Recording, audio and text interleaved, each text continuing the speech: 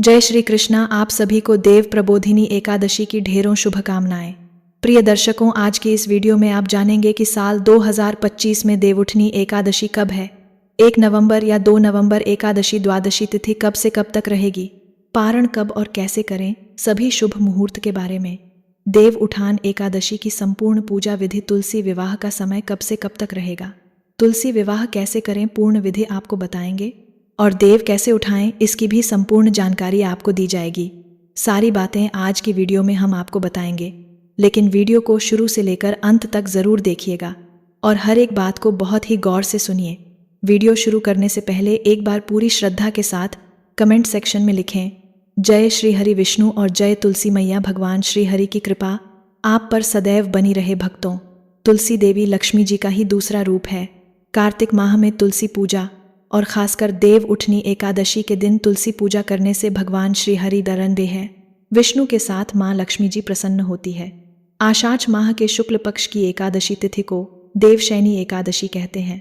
भक्तों, देवशयनी एकादशी के दिन जब भगवान विष्णु योग निद्रा में लीन हो जाते हैं, तब सृष्टि के पालन का उत्तरदायित्व महादेव के हाथों में चला जाता है और इन 4 महीनों की अवधि को चातुर्मास कहते हैं। भगवान अपनी योग निद्रा से जागते हैं, तब उसे देवउठनी एकादशी के नाम से जाना जाता है और इस दिन चातुर्मास भी समाप्त हो जाता है।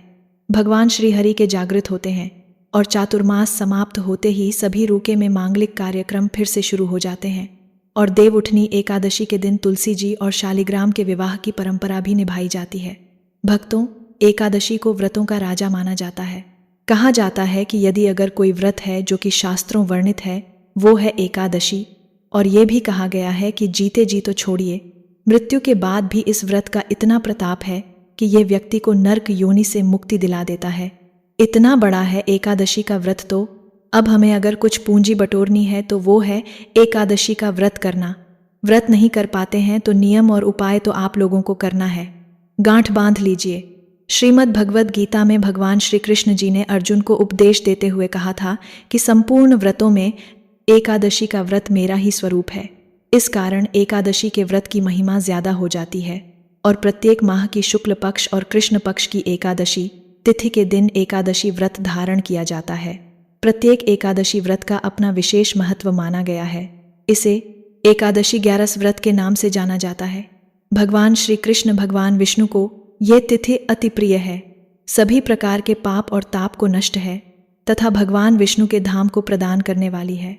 भक्तों, कार्तिक मास के शुक्ल पक्ष की एकादशी तिथि को देव उठनी एकादशी मनाया जाता है। हिंदू धर्म में इस दिन से मांगलिक कार्यों की शुरुआत होती है। चातुर्मास के 4 महीनों के दौरान ही दिवाली मनाई जाती है, जिसमें भगवान विष्णु के बिना ही मां लक्ष्मी की पूजा की जाती है। लेकिन देव उठनी एकादशी को भगवान विष्णु जी के जागने के बाद देवी देवता भगवान और मां लक्ष्मी की एक साथ पूजा करके देव दिवाली मनाते हैं। इस दिन तुलसी विवाह का आयोजन भी किया जाता है। तुलसी के वृक्ष और शालिग्राम की ये शादी सामान्य विवाह की तरह पूरे धूमधाम से की जाती है। चूंकि तुलसी को विष्णु प्रिय भी कहते हैं, इसलिए देवता जब जागते हैं तो सबसे पहली प्रार्थना हरि वल्लभा तुलसी की ही सुनते हैं। तो तुलसी विवाह का सीधा अर्थ है तुलसी के माध्यम से भगवान का आह्वान करना। शास्त्रों में कहा गया है कि जिन दंपतियों कन्या नहीं होती, वे जीवन में एक बार तुलसी का विवाह करके कन्यादान का पुण्य अवश्य प्राप्त करें। तुलसी विवाह की विधि क्या होगी, आज की वीडियो में हम जानेंगे। लेकिन सबसे पहले जानते हैं एकादशी व्रत के नियम और देवोत्थान एकादशी कब है। जो भक्तजन माताएं बहनें एकादशी का व्रत करते हैं, उनको दशमी तिथि से लेकर के द्वादशी तक कुछ महत्वपूर्ण नियमों का पालन अनिवार्य रूप से करना चाहिए। दशमी के दिन एक समय शुद्ध और दशमी के दिन एक समय शुद्ध और 2 से दशमी के दिन सात्विक करें। दशमी के दिन चावल, शहद, लहसुन, प्याज, मांस, मदिरा, मसूर की दाल, कटहल की सब्जी का उपयोग भोजन के रूप में नहीं करना चाहिए। दशमी के दिन पराय अन्न अर्थात दूसरे के घर का भोजन नहीं करना चाहिए। ब्रह्मचर्य व्रत का पालन करें। एकादशी के दिन सुबह जल्दी उठ करके स्नान करके पूजा अर्चना करके एकादशी व्रत का संकल्प धारण करें। पद्म पुराण के उत्तराखंड के अध्याय 62 में श्लोक नंबर 34 में लिखा हुआ है, कमल नयन भगवान अच्छे एकादशी के दिन निराहार रह करके दूसरे दिन ही भोजन करूंगा। एकादशी के दिन संकल्प आपको धारण करना चाहिए। एकादशी के दिन सुबह सूर्य भगवान को जल अर्पण करें, माता पिता को प्रणाम करें, तुलसी जी का पूजन, माता लक्ष्मी का पूजन करें। एकादशी के दिन अन्न नहीं खाना चाहिए, केवल और केवल फलाहार करना चाहिए। सर्वोत्तम फलाहार गाय का दूध एवं फल माना गया है। बोले, क्रोध न करें ही झगड़ा एवं वाद विवाद बिल्कुल ना करें। ब्रह्मचर्य का पालन करना चाहिए। दाढ़ी कटिंग या सेव नहीं करवाएं। शरीर के अंग के कोई भी बाल काटना या कटवाना वर्जित माना जाता है। नाखून नहीं काटना चाहिए। किसी भी प्राणी का, किसी भी मनुष्य का, किसी भी जीव का अपमान या अनादर न करें। दिन में सोना नहीं चाहिए, रात्रि में जागरण करें। पूजन पाठ करके एकादशी व्रत कथा का श्रवण आपको करना चाहिए। कथा सुनने के ब्राह्मण देवता को यथाशक्ति दक्षिणा अवश्य प्रदान करें और अगले दिन शुभ मुहूर्त में ही एकादशी व्रत का पारण आपको करना चाहिए। पारणा का अर्थ होता है व्रत खोलना या व्रत का समापन करना। एकादशी के दिन आप चाय कॉफ़ी पी सकते हैं, कोई दोष नहीं लगेगा, लेकिन ध्यान रखें आपको इस दिन फलाहार में हल्दी का उपयोग नहीं करना चाहिए। एकादशी के दिन पान नहीं खाना चाहिए। एकादशी के दिन कोई भी अपभक्षण जैसे लहसुन, प्याज, मांस, मदिरा का उपयोग नहीं करना चाहिए। एकादशी के दिन घर में चावल का उपयोग नहीं करना चाहिए। चावल बनाना भी नहीं चाहिए और चावल खाना भी नहीं चाहिए, और चावल इस दिन पूजा में भी उपयोग नहीं करना चाहिए। एकादशी के दिन यदि आपके घर परिवार में जन्म अथवा मृत्यु का सूतक लग जाता है तो ऐसी परिस्थिति में आप एकादशी व्रत तो अवश्य करें। सभी नियमों का ना माने परे साथ में गे साथ हो सकते हैं भी पालन करें, लेकिन आपको भगवान का स्पर्श या पूजन अर्चन नहीं करना चाहिए। अगले दिन जब आप व्रत का पारण करते हैं तो सूतक की अवस्था में जल या तुलसी पत्र या फल या फलाहारी वस्तु से व्रत का पारणा कर सकते हैं। यदि आप यात्रा में हैं या कहीं बाहर हैं और पूजा पाठ या पारणा की व्यवस्था नहीं हो पा रही है तो आंख बंद करके मानसिक रूप से मन में सभी वस्तु का, सभी विधि का ध्यान करते हुए यदि आप एकादशी व्रत करेंगे तो आपको एकादशी पूजा का व्रत का पूरा पुण्य प्राप्त होगा, क्योंकि हमारे धर्म ग्रंथों और पुराणों में मानसिक पूजा का भी विधान बताया गया है। और इसी तरह यदि कोई माताएं बहनें मासिक धर्म पीरियड की अवस्था में रहती हैं तो ऐसी अवस्था में भी उनको व्रत करना चाहिए। व्रत के नियमों का भी पालन करना चाहिए, लेकिन उनको भगवान का स्पर्श या पूजन अर्चन नहीं करना चाहिए। साथ ही जो माताएं बहनें गर्भावस्था में है, गर्भवती हैं, तो उनको अपने बालक का, अपने शिशु का, गर्भस्थ बच्चे का ध्यान रखते हुए ही एकादशी व्रत चाहिए। अच्छी प्रकार से फलाहार करके वो व्रत कर सकती है, लेकिन कोई भी इस दिन गलत काम ना करें। किसी भी प्रकार का पाप कर्म बिल्कुल ना करें। सभी तरह से आपको अच्छे मन से, पवित्र अवस्था से एकादशी व्रत का नियम विधि विधान से पालन करके ही करना चाहिए। अगर जाने अनजाने में आपसे कोई त्रुटि हो जाती है, गलती हो जाती है, तो प्रभु से आप क्षमा याचना अवश्य कर लीजिएगा। प्रभु कृपा निदान है, दयालु है, आपको क्षमादान अवश्य ही प्रदान करेंगे। आइए अब जानते हैं देव एकादशी पूजा विधि। एकादशी तिथि के दिन सुबह ब्रह्मा मुहूर्त में उठकर के नित्य क्रियाओं से निवृत्त होकर के गंगा नदी में या घर के नहाने के पानी में ही थोड़ा सा गंगा जल मिलाकर स्नान करना चाहिए। शुद्ध वस्त्र धारण करना चाहिए। व्रती को व्रत के लिए भगवान से प्रार्थना करनी चाहिए। व्रत का संकल्प लेना चाहिए कि हे भगवान विष्णु के माता लक्ष्मी, आज मैं मास कृष्ण पक्ष की एकादशी का व्रत धारण करने जा रहा हूँ या जा रही हूँ। इस प्रकार से भगवान से प्रार्थना करनी चाहिए। इस दिन भगवान का पूरे विधि विधान के साथ इनका जल से अभिषेक करना चाहिए, पंचामृत से अभिषेक करना चाहिए। भगवान विष्णु को इस दिन विशेष प्रकार से गौदुग्ध अवश्य ही होना चाहिए। साथ ही भगवान शिव, भगवान शालिग्राम को भी गौ दूध चढ़ाना चाहिए। इसके बाद फिर तुझे गंगा जल से स्नान कर भगवान को वस्त्र अर्पित करें, यज्ञोपवीत अर्पित करें। भगवान विष्णु को काले तिल चढ़ाए, तुलसी दल अर्पित करें। भगवान विष्णु को अक्षत नहीं चढ़ाया जाता है, इस बात का ध्यान रखें। भगवान विष्णु को, भगवान शालिग्राम जी को अक्षत न चढ़ाएं। अक्षत की जगह उन्हें तिल अर्पित करें। भगवान शिव जी को आप अक्षत अर्पित कर सकते हैं।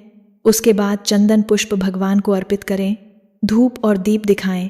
अनेक प्रकार का निवेद, ततु फल आदि इस मौसम में जो भी प्राप्त हो भगवान को अर्पित करें। निवेद के बाद जल से आचमन करवाएं। मुख शुद्ध के लिए पान पत्र, लौंग, इलायची के साथ में अर्पित करें। द्रव्य दक्षिणा चढ़ाएं। उसके बाद फिर कामिका एकादशी व्रत का कथा श्रवण करनी चाहिए। भगवान की आरती करनी चाहिए। इस दौरान भगवान विष्णु के स्तोत्र का पाठ, पुरुषोत्तम पाठ आदि का पाठ श्रवण करना चाहिए। एकादशी व्रत के दौरान ओम नमो भगवते वासुदेवाय नमः या श्री कृष्ण गोविंद हरे मुरारी आदि नाम मंत्रों का जप करना चाहिए। इससे भगवान विष्णु अपने भक्तों पर प्रसन्न होते हैं। इस प्रकार से एकादशी तिथि के दिन सुबह और शाम के वक्त पूजन करना चाहिए, कथा श्रवण करनी चाहिए, भगवान की आरती करनी चाहिए, एकादशी की रात्रि जागरण करते हुए समय को व्यतीत करना चाहिए और द्वादशी तिथि की सुबह उठ करके स्नान करके शुद्ध वस्त्र धारण करके भगवान का पूजन आरती कर लें। इसके बाद ब्राह्मणों को भोजन करवाएं, ब्राह्मणों को दान और दक्षिणा दें और फिर के अनुसार व्रत का पारण करना चाहिए। इस प्रकार व्रत को धारण करने से व्यक्ति सभी प्रकार के पापों का नाश होता है, बिगड़े हुए काम बनते हैं तथा सभी देवताओं का आशीर्वाद भी प्राप्त होता है और अंत समय में भगवान के नाम की प्राप्ति होती है। आइए अब जानते हैं इस दिन देव कैसे उठाए जाते हैं। पूजा वाली जगह को साफ करके चूना और गेरू की सहायता से रंगोली बनाएं, फिर स्थान पर गन्ने का मंडप बनाएं, इसमें भगवान चित्र या फिर तस्वीर रखें। अब ओखली पर भी भगवान विष्णु का गेरू के माध्यम से चित्र बना लें। इसके बाद ओखली के पास फल, मिठाई, सिंघाड़े, बेर और गन्ने रखें। इसके बाद इसे डालियां से ढक दें। उसके बाद रात में दीपावली की तरह इस दिन भी रात को पूजा स्थल और घर के बाहर दीपक जलाने चाहिए और घर के सभी सदस्यों को भगवान विष्णु की पूजा करनी चाहिए। भगवान विष्णु का आह्वान करके उन्हें जगाएं, घंटी बजाते हुए भगवान विष्णु को उठाएं और बोलें, अंगुरियां छटका हो देवा, नई सूत नई कपास देव उठाएं। कार्तिक मास फिर गन्ने से बने मंडप की परिक्रमा कर भगवान विष्णु को दंडवत प्रणाम करें। इसके साथ ही तुलसी माता का विवाह शालिग्राम भगवान जी के साथ किया जाता है। इस दिन तुलसी विवाह कराने से कन्यादान करने के जितने पुण्य की प्राप्ति होती है, आइए जान लेते हैं तुलसी विवाह कैसे करें। लेकिन उससे पहले आपको बताते हैं साल 2025 में पवित्र देव उठान एकादशी कब है और कब से कब तक एकादशी द्वादशी तिथि रहेगी। व्रत पारण करने का यानी व्रत खोलने का शुभ मुहूर्त क्या रहेगा और तुलसी विवाह का समय कब से कब तक रहेगा। भक्तों, देव उठान एकादशी के दिन से हीष्म पंचक मृत्यु प्रारंभ हो जाते हैं, जिन्हें पंच भिखु के नाम से भी जाना जाता है और पूरे 5 दिनों तक ये व्रत चलते हैं। जो भक्त पूरे कार्तिक मास में नियमों का पालन ना कर पाए हो, व्रत नहीं रख पाए हो, वे इन अंतिम 5 में भी व्रत रखकर या कार्तिक स्नान करके पूरे महीने का पुण्य प्राप्त कर सकते हैं। भक्तों देखिए, ज्योतिष पंचांग के मुताबिक कार्तिक माह के शुक्ल पक्ष की एकादशी तिथि 1 नवंबर को सुबह 9:12 पर आरंभ होगी। वहीं इस तिथि का समापन 2 नवंबर को सुबह 7:32 पर होगा। ऐसे में देवोठनी एकादशी 1 नवंबर को मनाई जाएगी। देवोठनी एकादशी पर शुभ मुहूर्त और योग। देवोठनी पूजन का ब्रह्मा मुहूर्त सुबह 4:50 से सुबह 5:41 तक रहेगा। वही अभिजीत मुहूर्त सुबह 11:42 से दोपहर 12:27 तक रहेगा। अमृतकाल सुबह 11:17 से दोपहर 12:51 तक रहेगा। रवि योग सुबह 6:10 से शाम 6:20 तक रहेगा। इन मुहूर्तों में पूजा अर्चना कर सकते हैं। भक्तों, वही एकादशी व्रत का पारण 2 नवंबर को किया जाएगा। इस दिन व्रत का पारण करने का समय 1:11 से लेकर शाम 3:23 तक है। अब जाने तुलसी विवाह के शुभ मुहूर्त के बारे में। तो इस बार तुलसी विवाह 1 नवंबर 2025 को किया जाएगा। भक्तों, अब बात करते हैं तुलसी विवाह के बारे में। तो देखिए, तुलसी का विवाह कार्तिक मास की शुक्ल पक्ष की एकादशी के दिन किया जाता है। एकादशी की संध्या काल में तुलसी का विवाह भगवान श्री हरि विष्णु के शालिग्राम स्वरूप के साथ किया जाता है। लेकिन कई पर द्वादशी के दिन भी तुलसी विवाह संपन्न कराया जाता है और शास्त्रों में इस प्रकार का भी वर्णन आता है कि अगर आप एकादशी के दिन किसी भी कारणवश तुलसी विवाह नहीं करा, इसका मतलब है पितृदोष आपके घर में विराजित है या फिर वास्तु दोष है जो मारे लगी। आपको तुलसी विवाह प्रत्येक वर्ष जरूर करना चाहिए। अगर आपको संतान की प्राप्ति नहीं हो रही है, मतलब संतान प्राप्ति में बहुत अधिक बाधाएं आ रही हैं, तो पति पत्नी दोनों मिलकर और किसी ब्राह्मण ये विवाह संपन्न करवाएं। ये ब्राह्मण को दान दक्षिणा दीजिए और वस्त्र इत्यादि देकर विधि विधान से तुलसी और शालिग्राम का विवाह करके तुलसी उनको दान कर दीजिए। इस विधि से अगर आप तुलसी का विवाह करवाते हैं तो विश्वास कीजिए बहुत जल्दी आपके घर में उत्तम और योग्य संपत्ति की प्राप्ति होगी। जिन कन्याओं की शादियों में बहुत अधिक विलंब हो रहा है, परेशानियां आ रही हैं, योग्य रिश्ते नहीं मिल पा रहे हैं, उन्हें तुलसी और शालिग्राम के विवाह में शामिल होना चाहिए। मतलब घर में तुलसी विवाह जो हो रहा है उसमें आपको आगे बढ़कर तुलसी के विवाह की सारी रस्में पूरी करनी चाहिए।